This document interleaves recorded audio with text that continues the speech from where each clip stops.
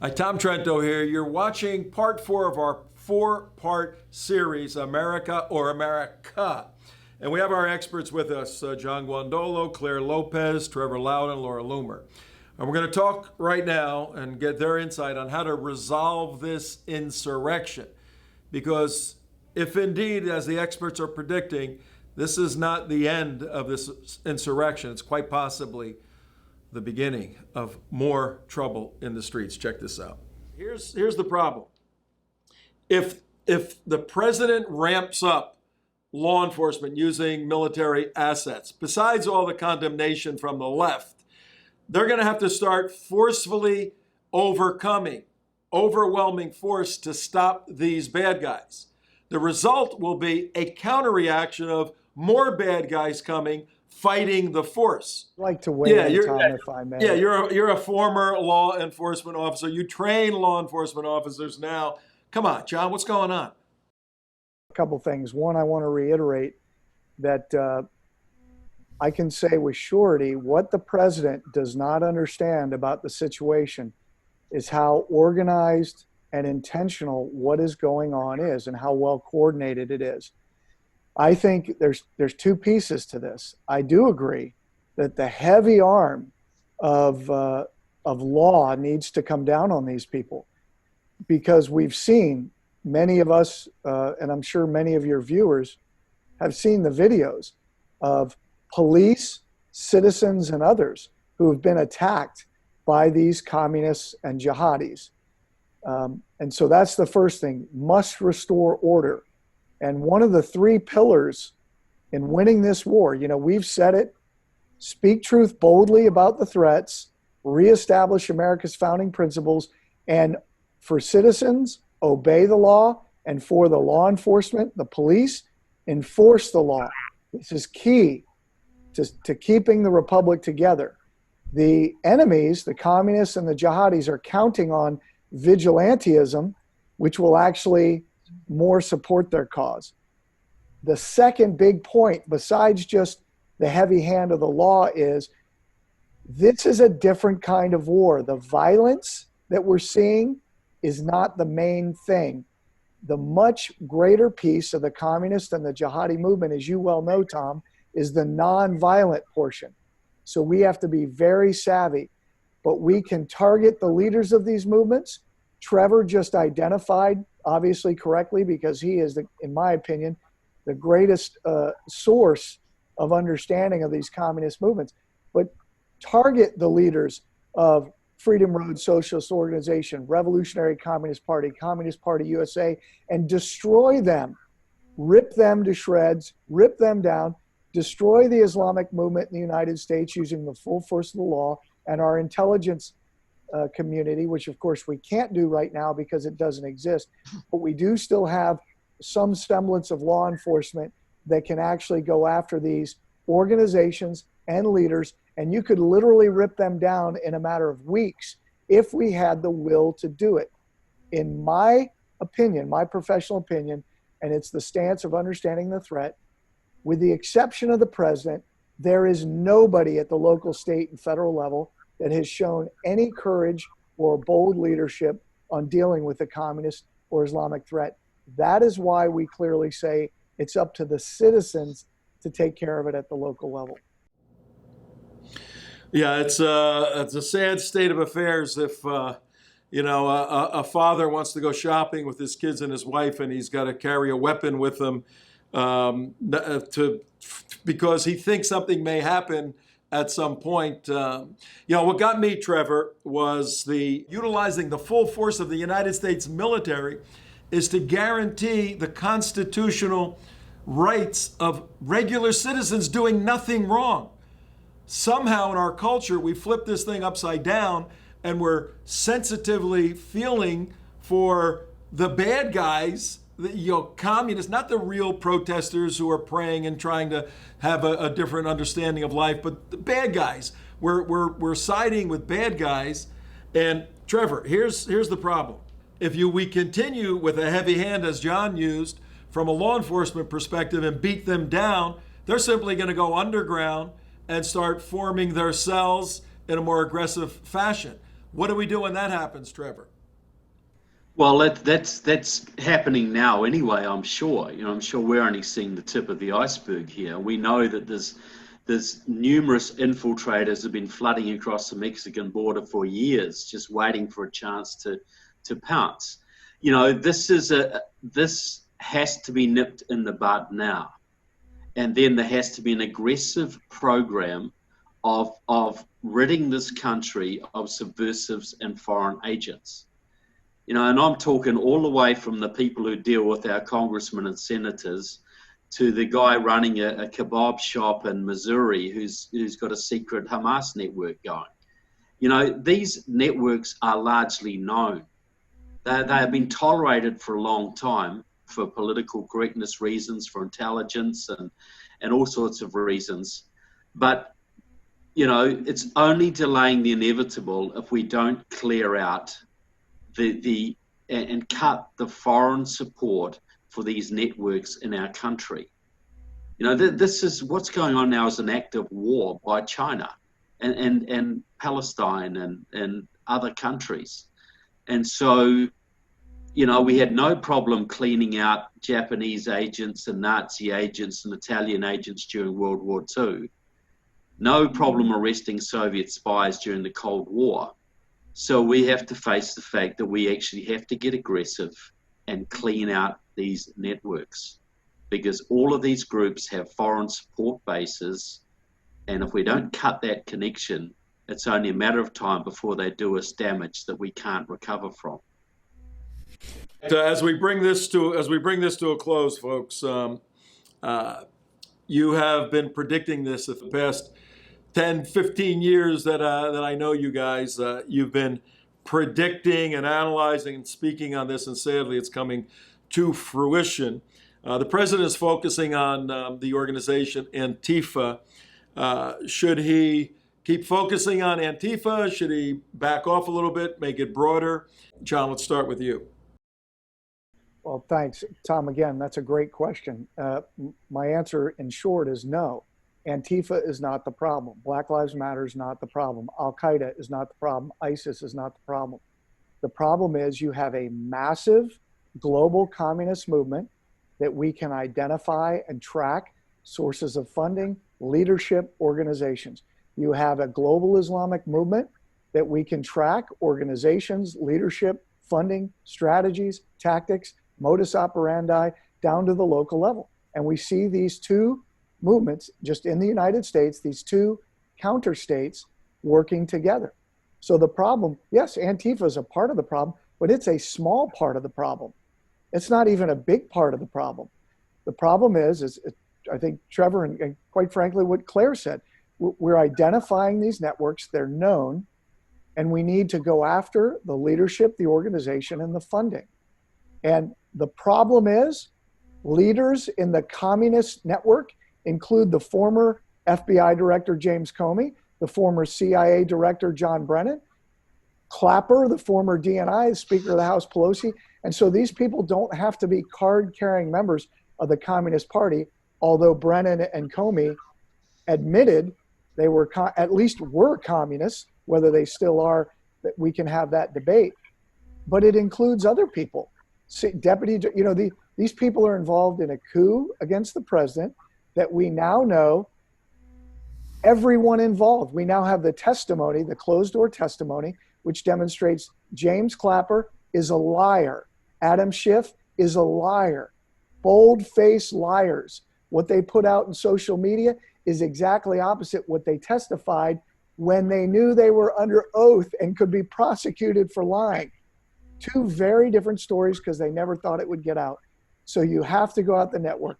I believe until you take people who have committed treason and a coup against the president, conspiring to overthrow the government when you hold office is treason. And until you convict these people of treason and execute them and set the example, until you, as Trevor said, take these people, the full force of the law, and hammer them, and until you actually reestablish America's founding principles. This is the big game. The president still hasn't even cleared house in the government of Obama Marxist, Maoist, communist employees and appointees. I mean, we have got to do a massive purging. Excuse me. We have to do a massive purging of the government lawfully to clean house. And that includes, by the way, the U.S. military, the general officers and admirals in the U.S. military. We're talking about a massive cleaning of house. Every major component of the government is completely penetrated by communists and jihadis, and we can track them by name. And I think until we're willing to do these things, it's going to be very difficult to do the other kinds of policies and legal action that we're talking about. So, Trevor, the president is really focused on Antifa. You've done a phenomenal documentary exposing Antifa. Should he stay on that and just focus on Antifa, or should this thing be broadened a little bit? Look, focusing on Antifa is like focusing on the Romanian army during World War II. You know, it's just a little part of the picture. And I have no problem with a subversive list being re-established. We used to have a list of subversive organizations which could be cited, and Antifa is certainly that. But look, when you focus on Antifa, you're missing the whole picture. None of the commentators on Fox News or anyone else, I just wrote an article for Epoch Times. I said, cities are burning and none dare call it communist insurrection. None of them are naming it for what it is. How do you win a war? How would you win World War II if you wouldn't talk about Nazis? How would you win the Cold War if you wouldn't talk about communists? So they are there. We got to look. It should be broader than just Antifa. It should be taking legal action against insurrectionists, whether they're Antifa or Black Lives Matter or they go to your local Methodist church. It doesn't matter. It's the action that they are doing and the people they are networking with. So yeah, Trump doesn't want to make the mistake of, in my opinion, of declaring Antifa a subversive group, because that's a diversion. And it's not very constitutionally valid either. Put them on a subversive list with a whole bunch of others and say, we're going to focus on you. If the Obama administration had no problem basically targeting the Tea Parties as a subversive organization, I don't see why we shouldn't be able to go after Black Lives Matter, Antifa, Freedom Road, Liberation Road, Communist Party USA, and half the Democratic Party either. All right, Laura, look, you've been all over the place, all over the country, all over the world. You've been on the front lines in these battles. I got to hear more about your thoughts on this issue. Well, I do think it's long overdue for Antifa to be designated as a domestic terrorist organization. But what's important for people to understand is that you're not going to see peace on the streets in Minnesota when the guy who is the chief law enforcement officer, the Attorney General, Keith Ellison, has endorsed Antifa, right? A story I broke 2 years ago. This is a guy who enjoys seeing Antifa violence. This is a guy who has no problem with jihadists aligning with Antifa, domestic terrorists, because these are all his people who he supports and is on the record, and there's a lot of documentation proving his alliance and support of these individuals. The presidential election on November 3rd, 2020 is just a little bit over 150 days away. John Guandolo, how is this insurrection crisis in the United States of America going to impact that election? Well, I think what you're seeing right now is the test bed of a national coordinated effort by the communists and the jihadis, and this is not it. It's going to get much worse than this. The important part, I believe, is that the communists and the jihadis have just probed, and what they found was local and state officials and federal officials are going to collapse. So unless, as I said earlier, significant action is taken immediately, it's going to be significantly worse. And I can't predict what's going to happen in the elections, but I can tell you, knowing the jihadi and the communist movement at the ground level, it's going to get much uglier. All right, Trevor, a lot of stuff. Now, share your thoughts on the president's chances of getting reelected on November 3rd, 2020. Well, in May, Donald Trump Jr. told Fox and Friends that the November election would be communism versus freedom. Well, now we can see that that's probably correct. Now, so this, I think Claire was right. This is the defining moment of Trump's presidency. Does he deal with this resolutely and strongly and win the support of America and storm through the election? Or does he listen to his weak advisors and kowtow to Black Lives Matter and not follow through and lose the election and Americans lose their country? And every Western country follows. So yes, this is a defining thing. Dealt with properly, this could be a great plus for President Trump. It could help him win. Dealt with ineffectually and not understanding what this is all about could doom him to be a one-term president and to end this republic effectively. All right, there's a lot here to digest, Claire, and there's a lot for the president to assimilate. What do you think his chances are getting reelected on November 3rd, 2020? I really think that November, the elections of November 2020, depend entirely on how the president meets this challenge right now.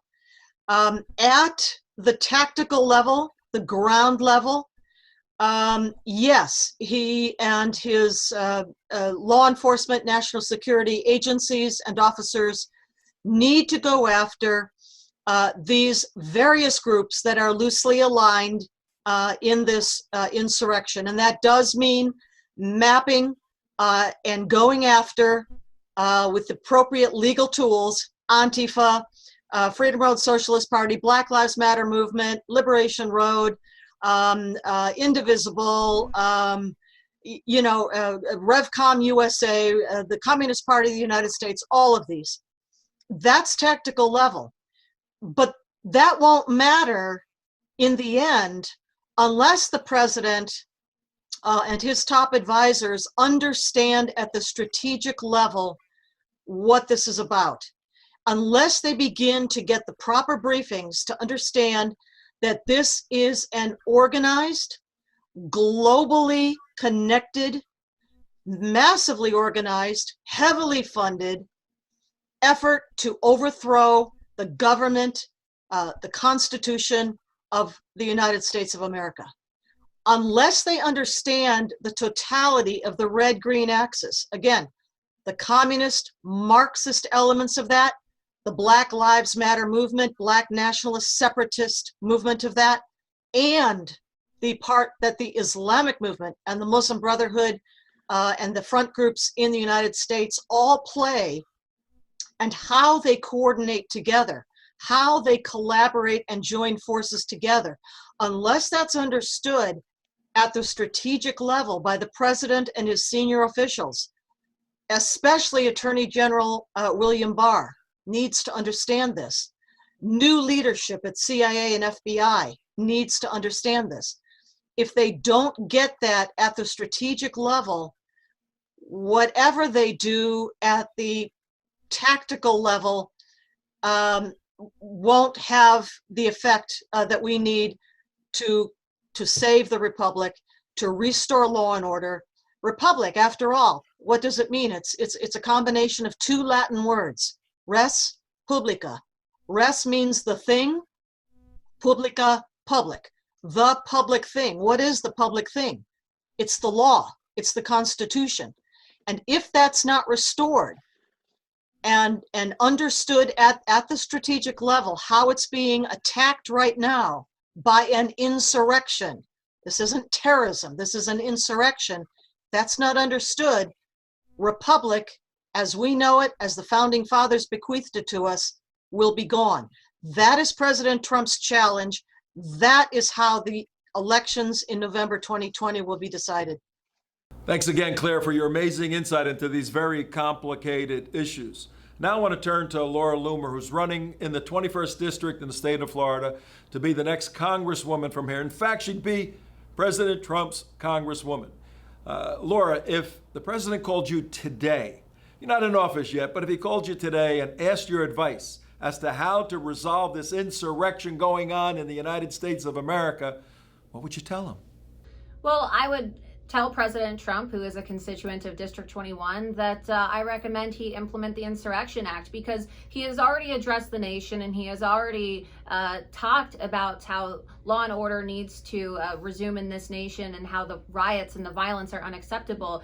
Basically, giving a pathway to our governors in this country, the nation's governors, to call in the National Guard. And the National Guard, of course, cannot be called in unless they make a formal request of the federal government. And yet, with the riots and the violence continuing, these governors have decided to not do that. And so to ensure the safety of Americans and to ensure that American cities are not burned to the ground by Antifa domestic terrorists, I believe it's time for President Trump to implement the Insurrection Act.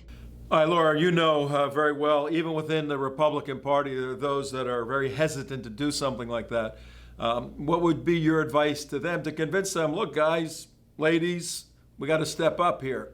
Well, look, people are looking for leadership right now, and I think that they should tell that to the American business owner who is having their business destroyed, set on fire, looted by rioters, right? They should tell that to the many people who are being beaten in the streets by these rioters and acts of racial retaliation. The government has a duty to protect the people of this country, and I find it to be very disturbing that a lot of these states of emergencies are being implemented, and it's serving the purpose of disarming American citizens. For example, here in District 21, the mayor of West Palm Beach implemented a state of emergency which effectively banned the sale of firearms and ammo. And so if the government is not going to implement the Insurrection Act, and they're also going to deny American citizens their Second Amendment right, how do they suggest Americans protect themselves from violence and rioters and looters? Well, there it is, folks, from our experts, Clare Lopez, Trevor Loudon, John Guandolo, Laura Loomer. An analysis of this insurrection, and then tremendous insight and suggestions as to how we move forward as a country based on law and order. We at the United West are going to be on the top of this for the rest of this year, continuing beyond that. If you want to join with us and stand with us fighting against this evil that exists, contact us through our website. And as you know, we exist on your donations. So please generously donate. Go to our website and make a one-time donation or join with us monthly. You can be rest assured that our team is going to be on the forefront of this battle through the election, standing for you, your family, and this great country of ours. God bless you, and God bless the United States. Even in the midst of this mess, there is tremendous hope. We will prevail.